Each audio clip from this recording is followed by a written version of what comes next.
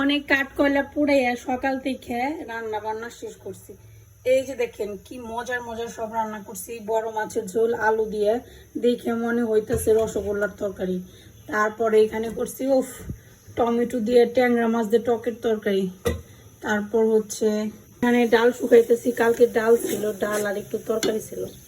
সকালের জন্য ডিম সেদ্ধ করতেছি। আমার মেয়েকে কিভাবে উঠাইতে হয়।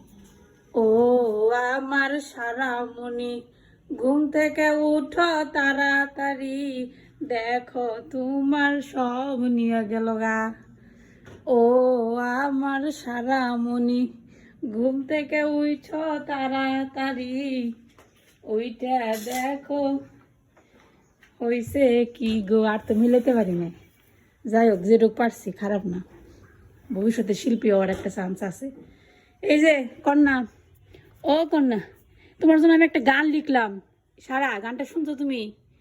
ও আমার সারা মনি, ঘুম থেকে উঠো তাড়াতাড়ি, দেখি আমার কন্যার চেহারাটা, একেবারে ফুরফুরে রে।